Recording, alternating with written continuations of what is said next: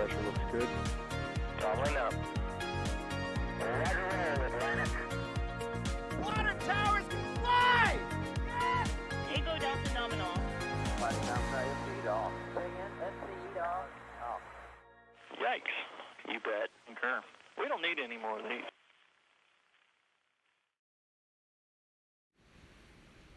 Live from Cape Canaveral, it's Saturday night. You are looking live at Space Launch Complex 40 at the Cape Canaveral Space Force Station, where a SpaceX Falcon 9 rocket is preparing to launch the SiriusXM-8 satellite, the geostationary transfer orbit. My name is Thomas Burkhardt. I'm a reporter for NASA Spaceflight, and I'm out here on the ITL Causeway at Cape Canaveral to bring you live coverage of the launch, alongside my colleague Chris Gebhardt, Assistant Managing Editor of NASA Spaceflight. Chris, how are you doing?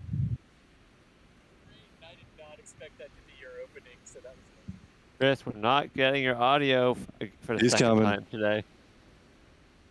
All right, we'll check in with Chris in a second here. Chris Gebhardt is out here on the causeway with me. I'm also joined by Stephen Marr, who's doing some photography over there. He's not on comms, but he is out here with the NSF team. We've also got Julia Bergeron on comms tonight. Julia, how are you doing tonight? I am wonderful, Thomas. How are you? I'm doing great. It's a beautiful night to go to space. We've also got Michael Baylor handling production in the studio. Michael, how are you doing?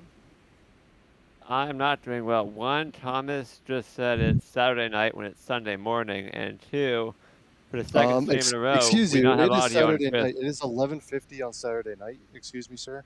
Yeah, it's still Saturday. Come on now. But I think Chris is just not talking into his microphone, so I think we're good to go. He was just not near it.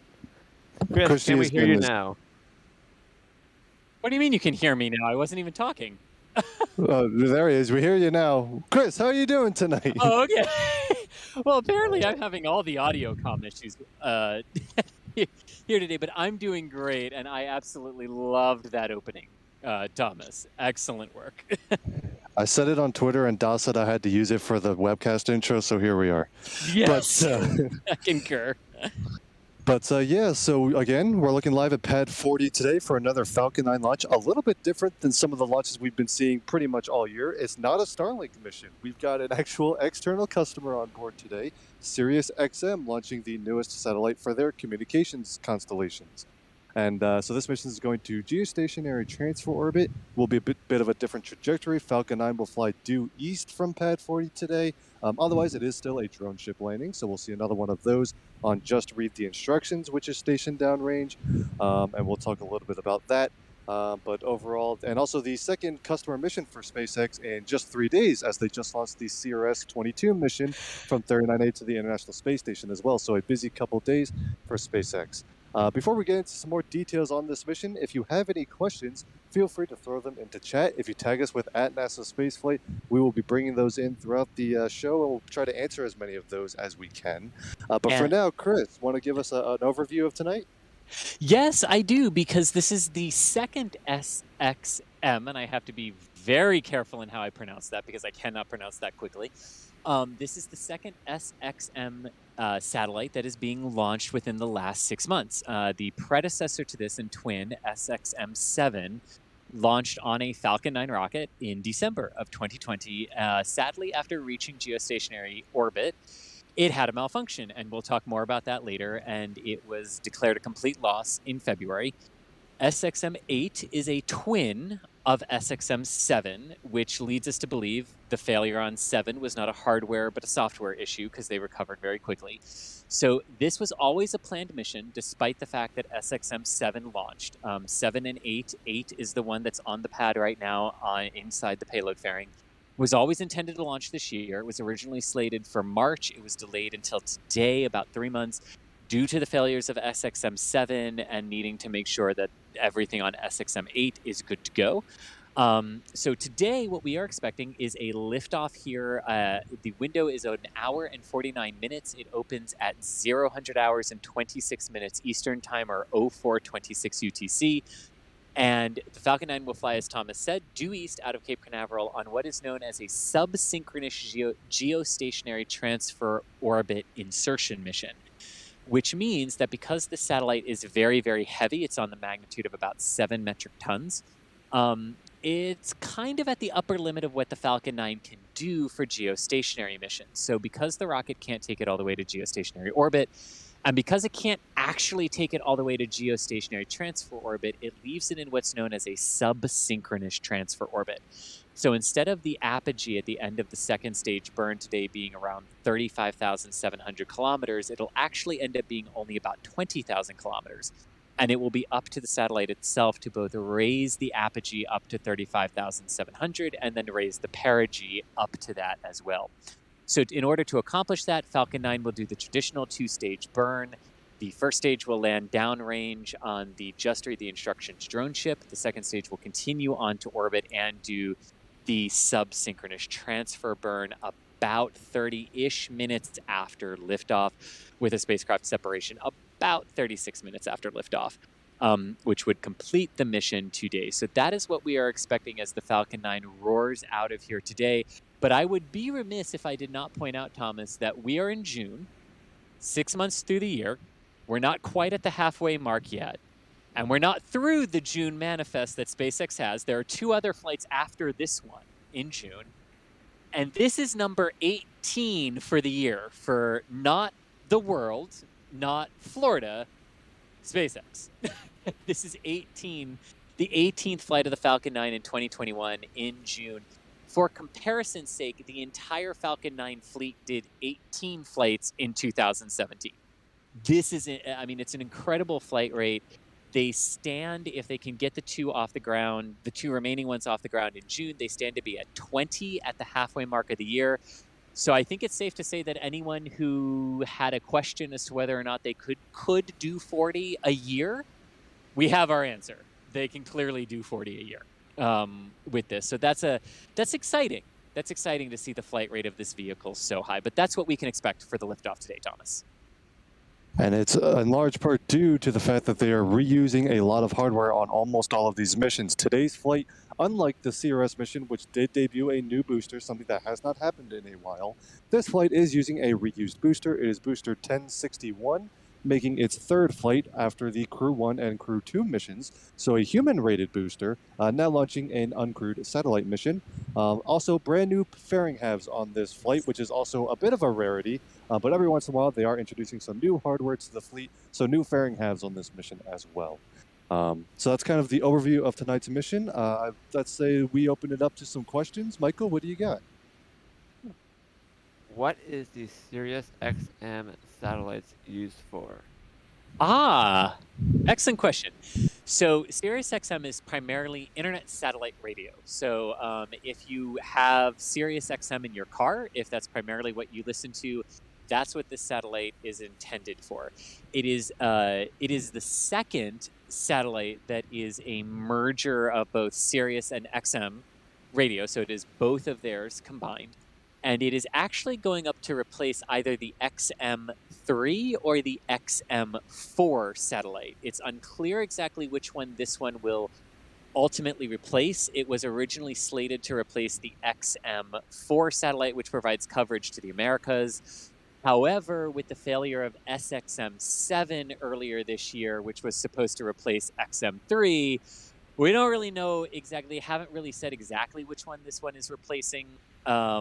But the plan is like they've asked for a 3rd one. They've put out a request for proposals for a 3rd one, SXM-9, which will fill the gap. So this one will replace either 3 or 4. And basically, it's internet satellite radio to your car.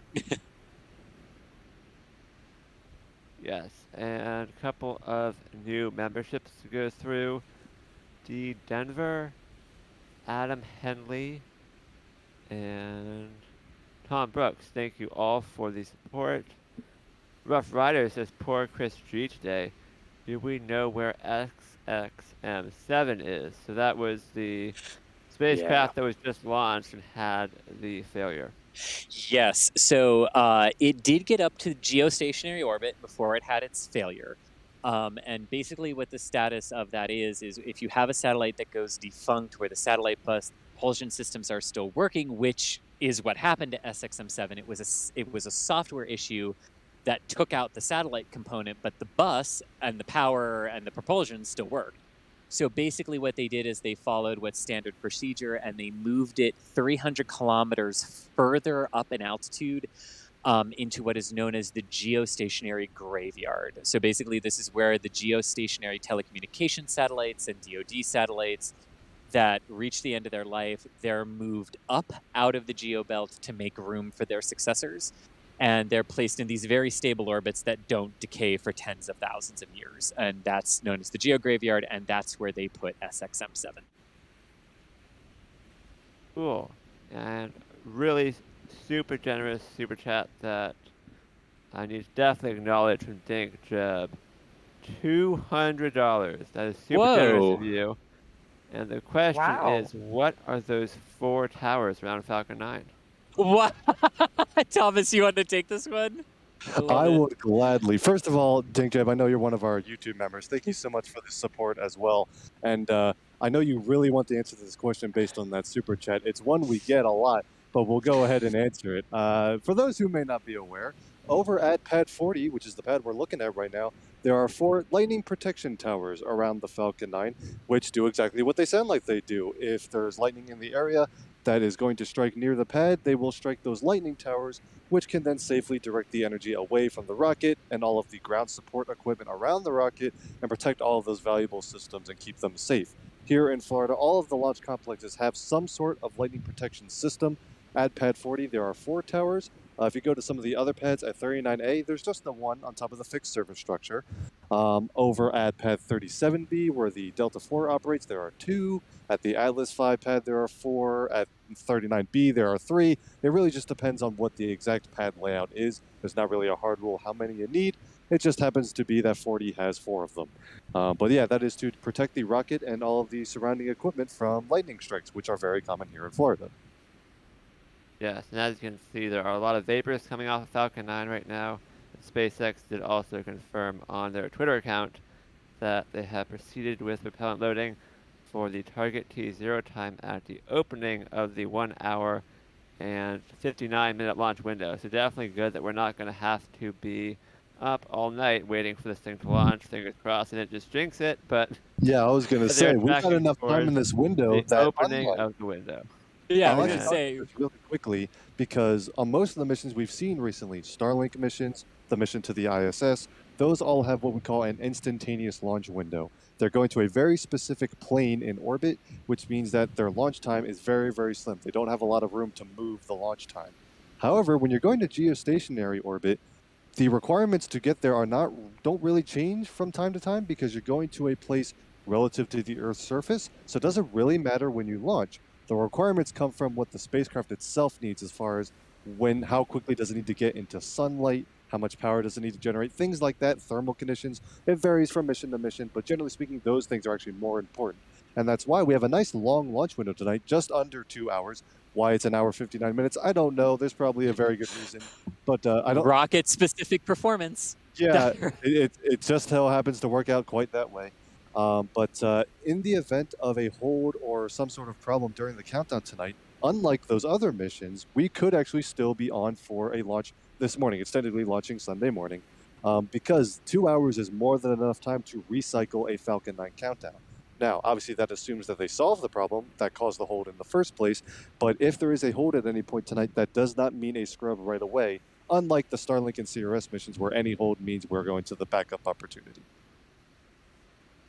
Yes, and again, if you have questions in chat, preferably questions about the launch today, ask them with @NASA Spaceflight in chat. A question about the Dragon trunk, though. I'll ask this one since it was from a launch just a couple of days ago. The recent Cargo Dragon launch to ISS was a routine cargo mission, except for rolled up solar arrays in the trunk. What else did they send up in Dragon? Yeah, so they sent up roughly 3,300 kilograms of supplies to the crew on board the International Space Station. This included both food as well as clothing supplies for them. It included equipment for the station.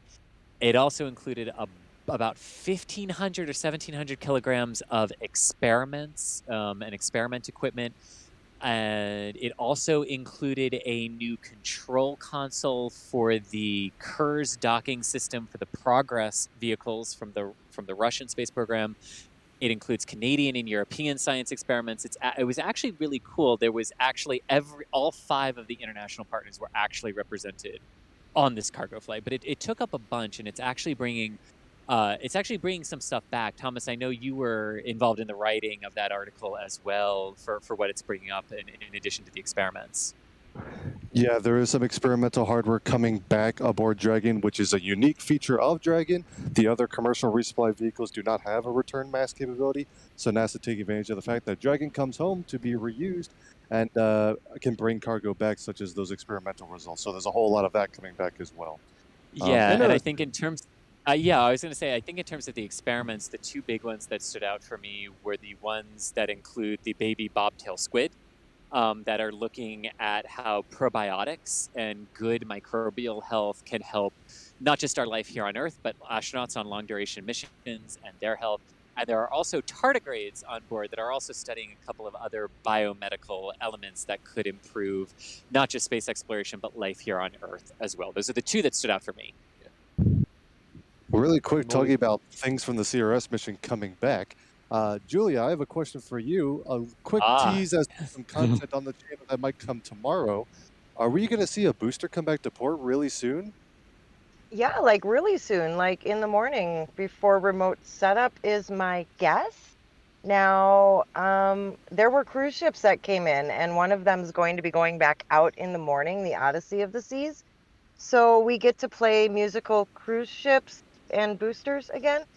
It's been a while since we've done that, so I can't tell you exactly when they're going to be in, but I bet you it's going to be early morning. And I will add one tidbit. Secret, nobody else repeat this. I did not say this, but there's, I think, a 50% chance or so that this will be the last time that, of course, I Still Love You comes into Port Canaveral with a booster ever. It is slated to go to the West Coast sometime soon, and I think there's a decent chance that it's going to be right after CRS-22's booster comes into port. I know it's either going to be this mission or mission after. I'm not certain enough it's this mission until they definitively say so and, post a tweet or something. But there is a decent chance this is the last time, of course, I Still Love You will bring a booster into Port Canaveral.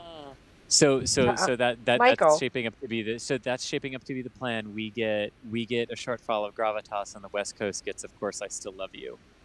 Yes, yeah. Correct. Yes. See, Michael's over here breaking my heart because that's like my favorite. But... It was our original one. I know. Oh, there's the 20-minute vent. Right on time. Good. But that's okay. We like new things coming, right? We like that. That's true. We get a drone ship with much better thrusters. That's okay. I'll keep an eye on it. We have to see if the wings come off, in port, so they can practice putting wings on a shortfall of Gravitas, right? Yeah. Yes. Yes. We'll do that. Fully Space Industries with $5 towards the Thomas Fan Club for that great job interviewing you did today, Thomas. So good job with that interview on NSF Live. I learned a lot. I don't know about the rest of the chat, Oh but my gosh.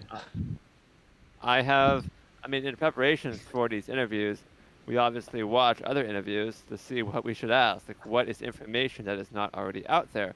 And I can tell you that Chris Kent, the CEO of Astra, said things on NSF Live today that were not previously public, such as details about Rocket 4.0. So that was really cool. Yeah, I caught at least 3 major things that had not been revealed yet that he talked about on our show. So if you weren't able to watch NSF Live when it happened, definitely I recommend going back and watching that on our stream. Yes, on our channel. Absolutely. Yes. And a thank you to Moldy Space, by the way, for the support as always. Desmo says, finally, it's not a Starlink. I want to agree with the sentiment, but to be honest, what you see tonight is not going to be much different than a Starlink. Right, yeah, that's true. At least with the CRS this mission, one's going to go due east. different. Yeah, It's different different. trajectory. Yeah, different trajectory, definitely. Yeah. From your camera view, it might look that different, but from us here in person, it'll look different. Well, but to be Oh, fair, wait. for people in South Florida, because it goes due east, if it's clear, people in South Florida have a much better chance of seeing it than the Starlink flights that go northeast. And unfortunately, all of you that normally see the Starlink flights that go northeast up the eastern seaboard of the U.S., you will not be able to see this one tonight. This will primarily be a Florida and Georgia viewing event. Although if you are in the Bahamas or the Caribbean, look in the proper direction because you can see this as well. And Musical Wolves, another super chat, says I can't believe it's not a Starlink. So that seems to be the sentiment today. But I mean, boy, at least on buckle the up for the rest CRS of launch, June. yeah, at least on CRS there was a Dragon on top, so the rocket looked a little different. You know, the stream was over in 15 minutes because Dragon just gets out of Dodge and says, "All right, I'm on my way. See you in a couple days for docking." But This mission, we got to wait for the transfer burn and stuff, and it's got a normal fairing on it, so you know this is more or less a Starlink. I mean, Thomas, the thing that was notable about the last mission was not a Dragon. We've seen a Dragon many times in recent months. The thing that was amazing about the previous mission is that first stage booster was shiny clean. That's new, true. yeah. That was new. Axie says, go satellite radio, go. Adam, thank you for the membership. Mark says, given SpaceX's launch cadence, I was curious how much work goes into refurbing launch sites between launches and new tech used to help turnarounds. What happened? What has to happen to prepare the launch site for each launch? Yeah, so the bulk of the work that goes into preparing or turning around the launch site between missions involves the reaction frame that the rocket actually sits on and is held and clamped onto, as well as the transporter erector, the big white or gray piece that the rocket rolls out on and then lifts it vertical. This is the piece that throws back to 45 degrees at liftoff. A lot of the pad turnaround effort focuses on the transporter erector.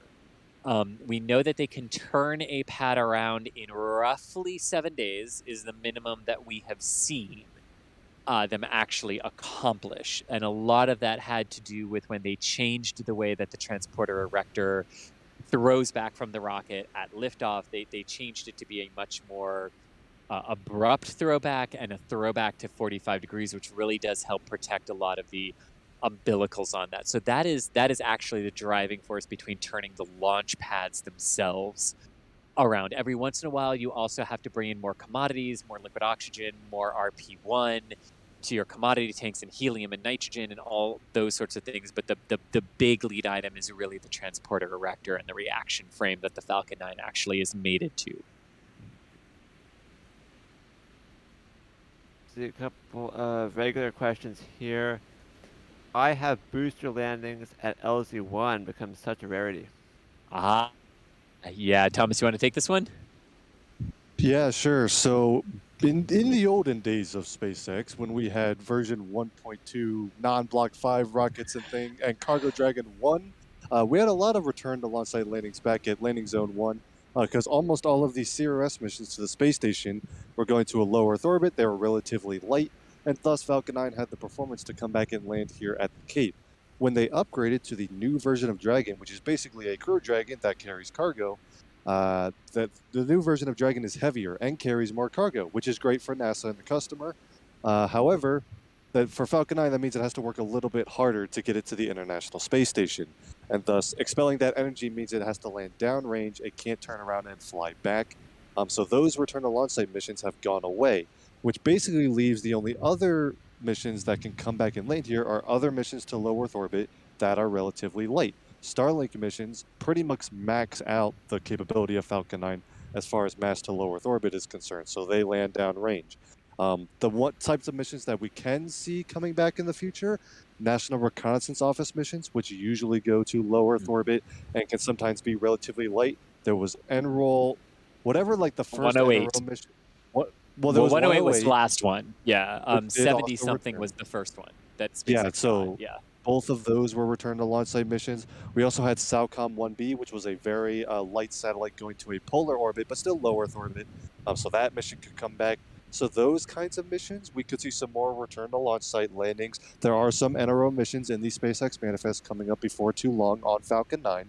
And also, of course, those Falcon Heavy missions where the boosters come back are always very, very cool. The next Falcon Heavy will not do that. there will be downrange side booster landings. But after that, we should expect to see some of those Falcon Heavy missions also return boosters to landing zones 1 and 2. So they haven't gone away completely. But because the main thing, those CRS missions becoming drone ship landings, and the crew missions also requiring drone ships because of crew abort trajectories, all of those factors have resulted in way less return to launch site landings.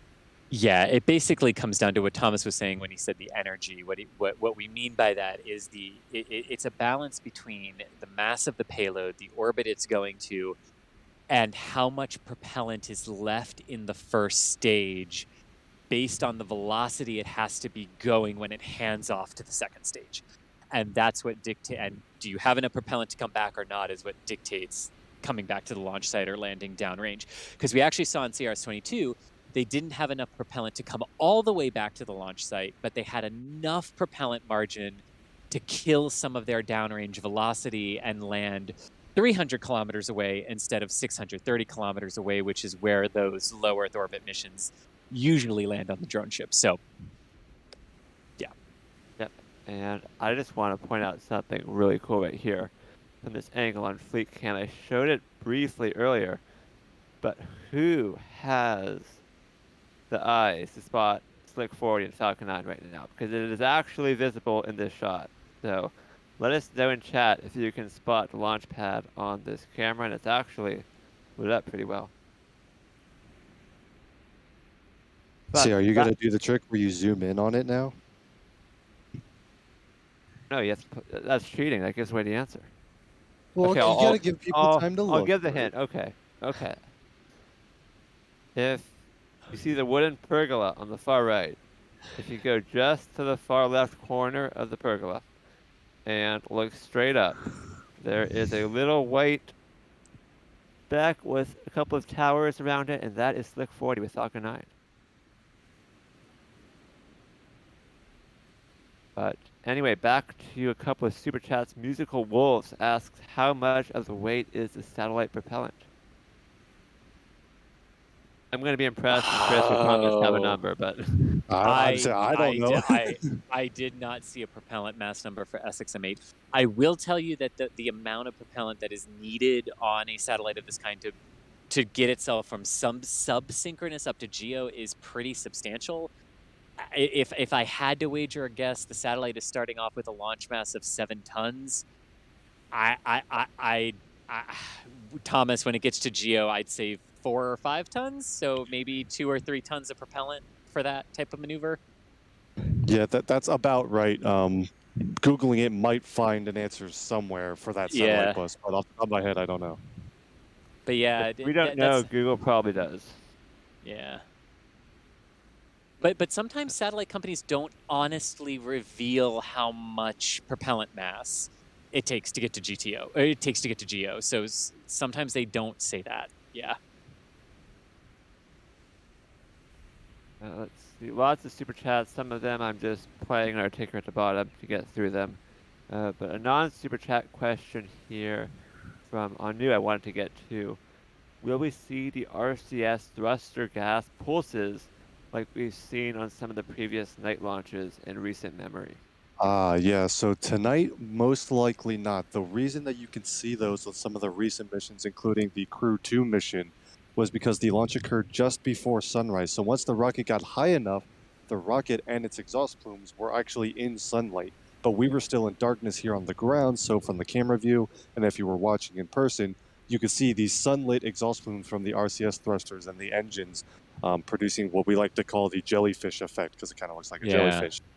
Tonight, we are launching pretty much in the middle of the night. The rocket will not ascend into sunlight, so we are not expecting that kind of visual effect, unfortunately. What was really cool on the Crew 2 one is when the thrusters themselves fired, they looked like Wi-Fi signals in the air from Daytona. That was really cool. Yeah, but no, as Thomas said, not expecting to see those tonight.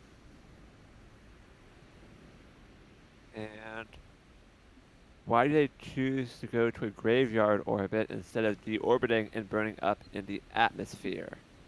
Great question. You want to take it, Thomas? Yeah, sure. This is another question that has to do with the energy required to do either of those things. A geostationary orbit is a very high and circular orbit, which means that satellite has a lot of energy. And basically, in order to bring that all the way back down to Earth, you have to kill all of its horizontal speed and have it fall that distance down. And remember, when you're in orbit, as soon as you start falling towards the Earth, you're going to start picking up speed. So it takes a lot of energy to slow down enough that not only do you fall towards the Earth, but you fall towards it fast enough not to miss and to actually not be in orbit anymore and re-enter the atmosphere and destroy yourself safely. So it's actually a lot less energy to just boost it into a graveyard orbit that's a little bit higher so that it'll stay out of the way of all the operational satellites. So that's why when we're up in geostationary, we go with graveyard orbits instead of a deorbit burn. And when we say graveyard too, we mean graveyard. That 300 kilometers above geostationary orbit is something like 20,000 years to naturally decay. So in other words, it's a stable place. They're not going anywhere, and they're not a debris hazard at that point, which is why we put them there. Let's see. Are we going to Starship's orbital flight task? Asked Thomas. I can say with high certainty that there will be many of us going to that launch, and Thomas is offering that if we need someone in Hawaii to catch that Starship trying to re-enter, I think they're volunteering. We are definitely going to have at least one person out there in Hawaii for us. So first we'll figure that out. I think you're right. We'll have to draw straws. Someone gets to miss the launch, but someone gets to see an epic re-entry. And go to Hawaii. Oh, no. And go to Hawaii. Oh, no. Exactly. Looking at the line purge, I see two vent streams. So I think they're asking about what the two different areas we're seeing a lot of the condensation and vapors coming from the strong back right now. Yeah, there were. I saw that, Thomas. Yeah, go ahead. Yeah, I think there are actually, when we talk about the 20-minute vent, I think there are actually two vents there, but they're kind of right next to one another, so it looks like one giant plume stream. There are a couple different vents up and down the transporter erector, which has all of the fueling lines and things like that.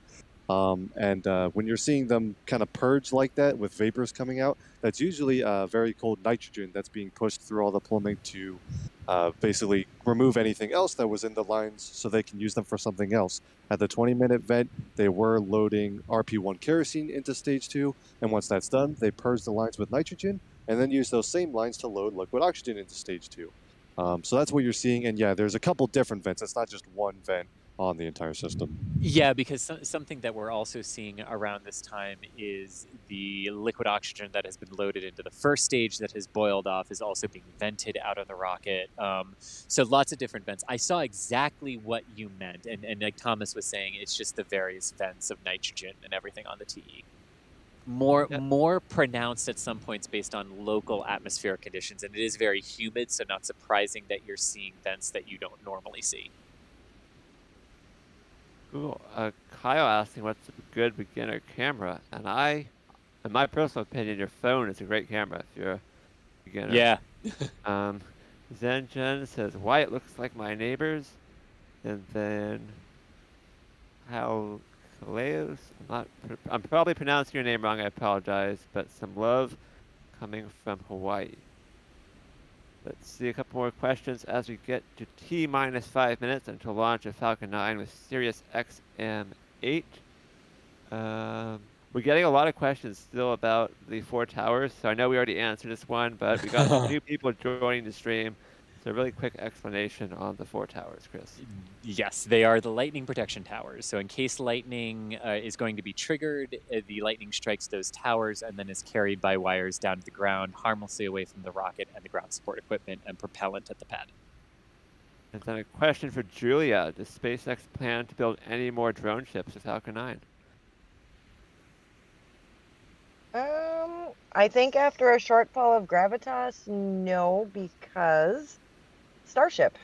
I think the ultimate goal, if I'm correct, guys, is we're working towards most things going on Starship, right? So probably limiting how much more we're adding to a Falcon fleet. Yeah, I think there was an original plan that maybe there would be Falcon Heavy missions where the 2 boosters and the core would all 3 land on drone ships, but I don't think there are any Falcon Heavy missions that that would require that. Either it requires a full burn of the core stage and the boosters land on drone ships like the next one will, or it's enough, or it's light enough that the boosters can come back to land. So yeah, I'm with you, Julia. I don't think we'll need more than 3 total for the Falcon fleet. Yeah. If lightning were to hit Falcon 9, so obviously they try to launch when the weather Yes. is not going to cause a lightning strike, but if it were to happen, what would happen to Falcon 9? It's a good question. In all likelihood, nothing significant.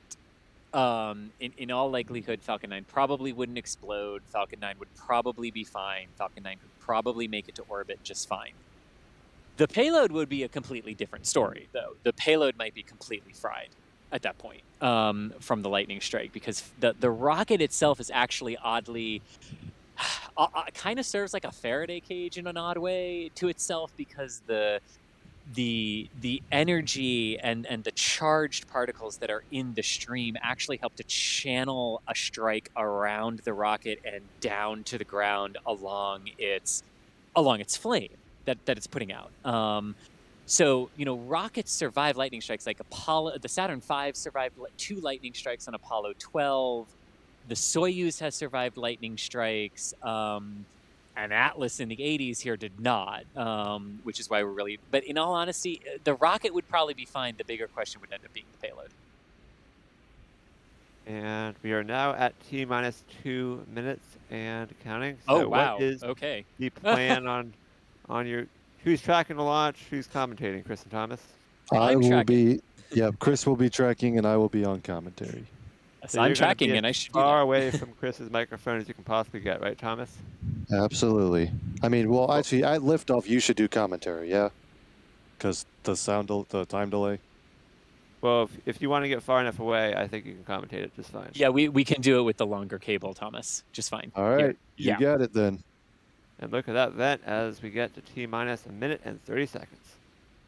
Woohoo. So at this point, what we can expect in the final elements of the countdown here at the T-minus 1 minute mark, Falcon 9 will take control of its countdown.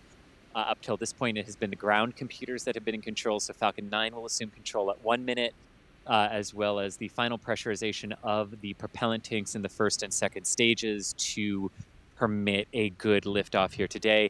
45 seconds before liftoff, we'll have the final go confirmed by the launch director, and then that will lead to hopefully an on-time liftoff here just under a minute from now.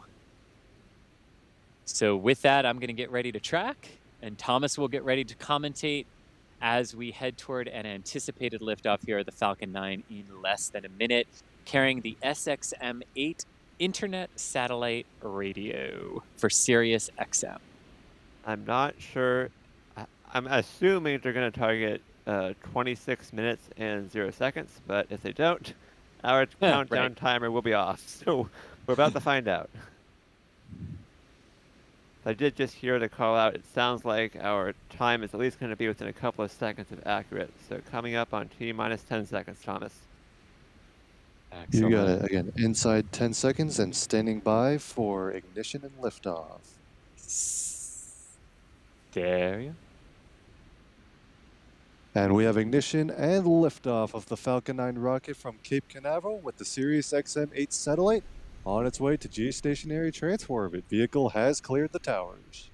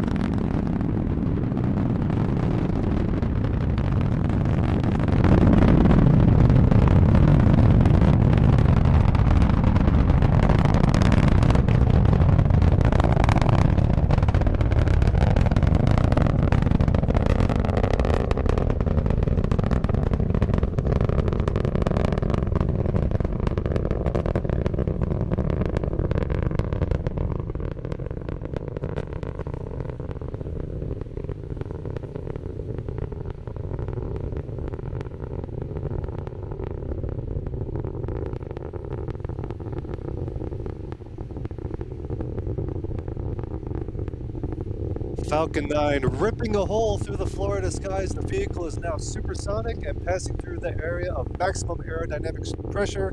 The 9 Merlin 1D engines throttling down to control the stresses on the vehicle as it gets higher and higher into the thinner parts of the atmosphere and accelerates faster and faster on its way to orbit.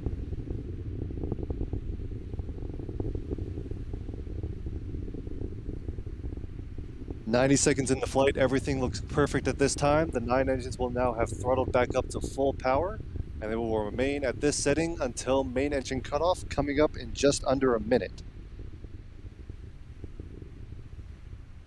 Absolutely gorgeous here from Florida. Has gone through the cloud deck, but you can still barely see it through the clouds. Incredible. The sound is amazing. And the thing is, on US-1, we pretty much got sound and light through trees, but we barely saw the rocket. The clouds were amazing, though. Yeah, and we can't even see the rocket now from here. Can hear it though. Yeah, we can still certainly hear it. I keep telling you, when it's cloudy out, the sound gets reflected and it's just that much louder. All So right, I'm and going to here we say go, Thomas RIP. approaching, here we go, Thomas and Julia approaching staging here for the rocket. So, all right, and that's a view there from the inside the intertank. You can see everything still accelerating, and there we go. We have separation of the first and second stages. And we have an ignition on the Merlin MVAC 1D engine on the second stage of the Falcon 9. So SiriusXM-8 safely onto second stage flight at this point as the booster begins its journey back toward just read the instructions. Julie, what were you saying right there before we got to payload, before we got to staging?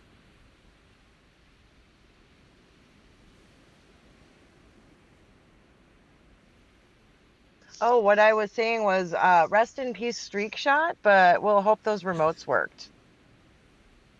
There we go. Remotes should be epic tonight. Yeah. All right, Hopefully and Steven approaching. got a sweet shot. Yeah. Ooh. Indeed, and there go Fairing the de- payload fairing. So fairing deployment is confirmed there. Very nice, everything going exactly to plan right now for the Falcon 9. Taking the SiriusXM-8 internet satellite radio satellite into internet satellite radio satellite. I like that. That is the correct 4 words. Taking that first to an initial Earth parking orbit and then to a subsynchronous transfer orbit. Those fairings will also be recovered at the end of this mission. Of course, they are on their very first flight. But Julia, really quick, because I know you know better than I do, what ships are on fairing recovery duty today? Today we have, the rest of the fleet. We have Finn Falgout, which is towing Just Read the Instructions, and then we have Go Searcher and Go Quest on fairing duty.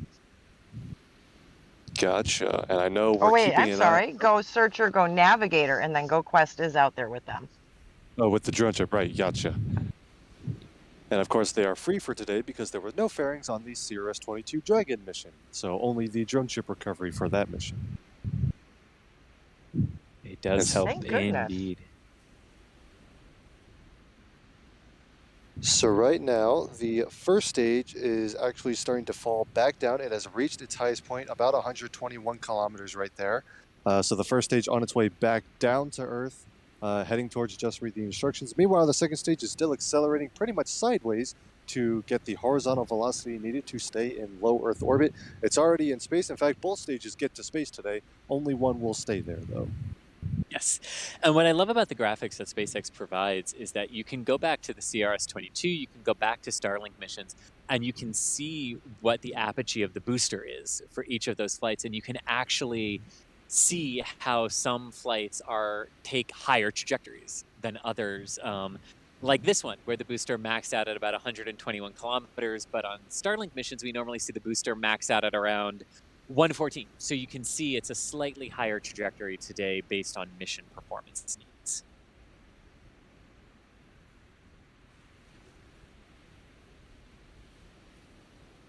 And approaching now the 6-minute mark into the flight. Things still looking really good, Thomas, for this particular mission.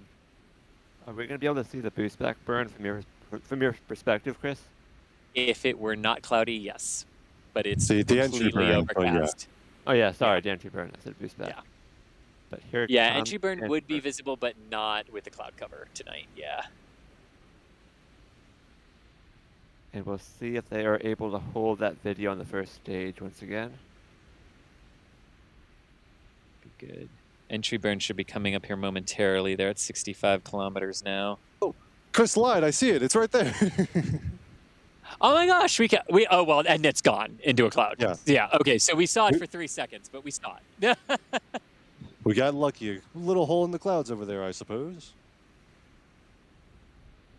Gorgeous shots, gorgeous views of the booster. They're maintaining that link really nice. Of course, their link is still maintained right now with Cape Canaveral. When they drop below the horizon, that's when either Starlink or the drone ship acquisition of signal will become necessary here. But look at those grid fins. Look at the heating as it comes through the atmosphere like that. Look at the sparks around that vehicle right now. Absolutely gorgeous as she's coming in. The rapid sequence of events that are expected here within the next minute are the shutdown of the Merlin vacuum engine on stage 1 on stage 2, and stage 2's preliminary orbit insertion that will be followed approximately 15 seconds later by the landing of the booster on Just Read the Instructions. But that's not the end of our mission. There is a second burn of the second stage about 30 minutes after liftoff as well. So standing by for those rapid sequence things. And as we always like to say on NSF, booster landings are cool. We love to see them. Also, keep your eye on the second stage, which contains the entire reason that we are launching today. However, that stage should be in orbit before the booster lands. But that's all good, but still keep your eye on that second stage because that's the whole reason for the mission today. And plus, if you've got SiriusXM in your car, you want the satellite to be working because you want your coverage to improve. So that's true. All right, and here we go with the epic side-by-side. And we see some distortion. Here comes the booster, Thomas. Second stage has shut down. Looks like a nominal burn on stage 2. Let's check out stage 1.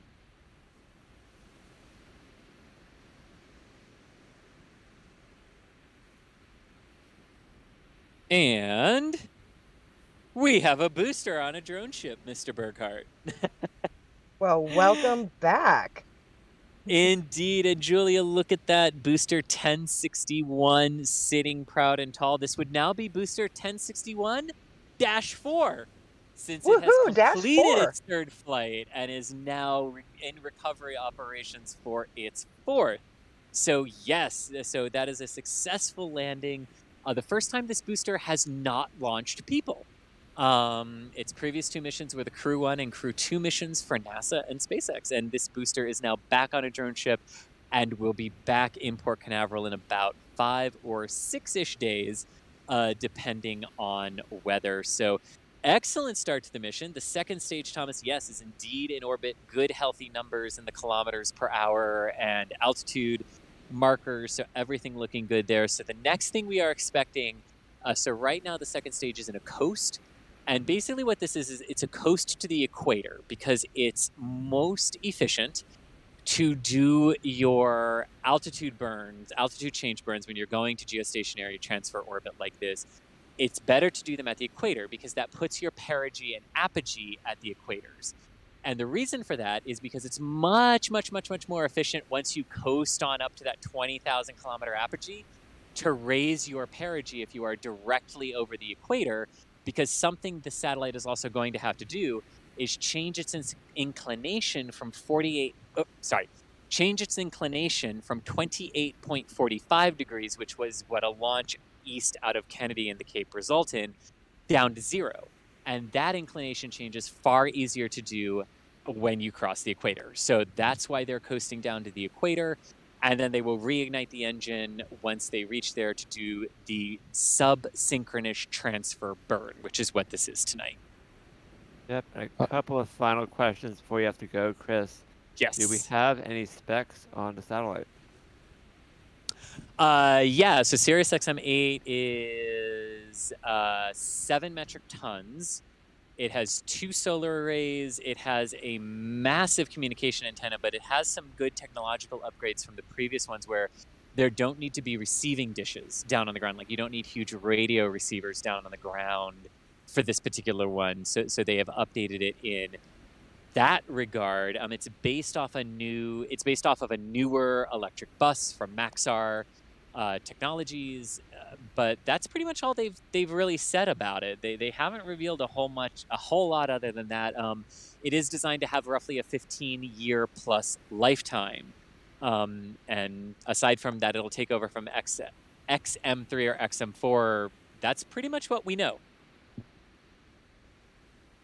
And on that note, we are going to wrap up our live coverage from here at the Cape. I know we did briefly show our friend Das's favorite post-launch view, the empty launch pad, meaning that the launch did occur right on time.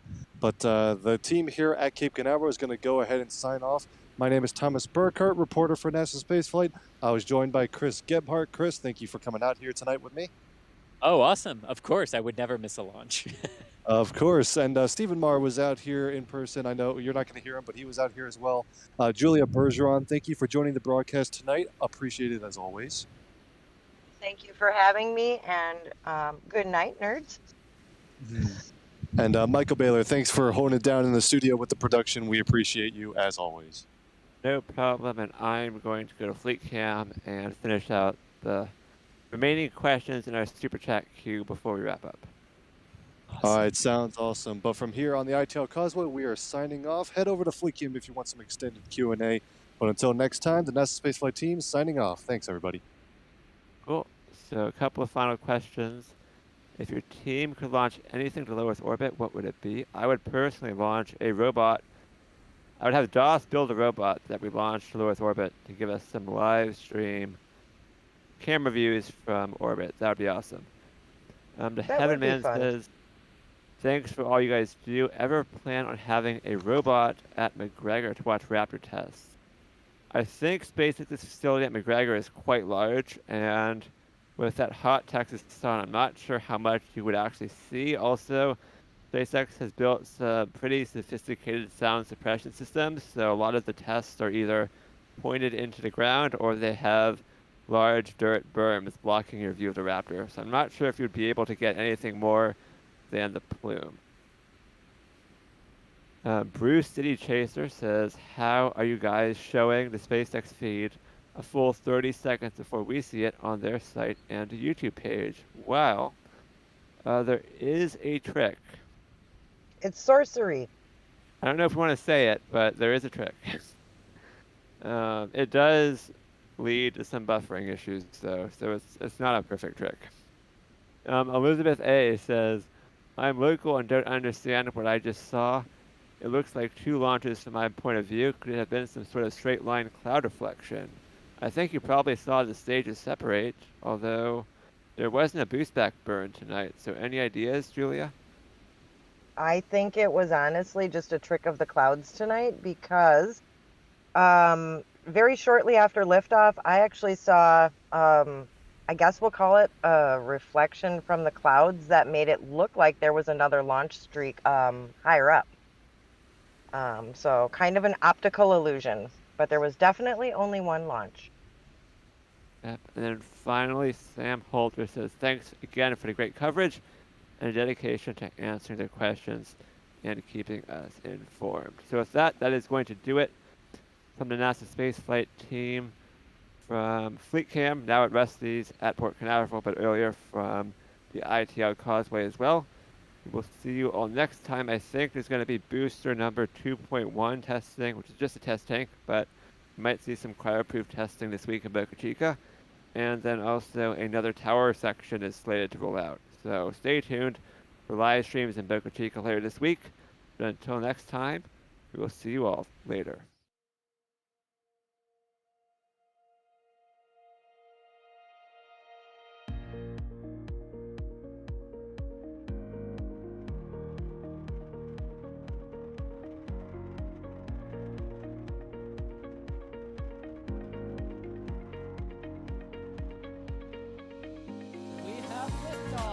Propulsion continues to be normal.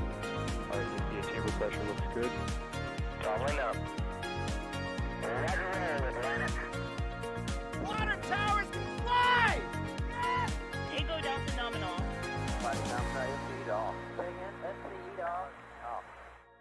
Yikes. You bet. Concur. We don't need any more of these.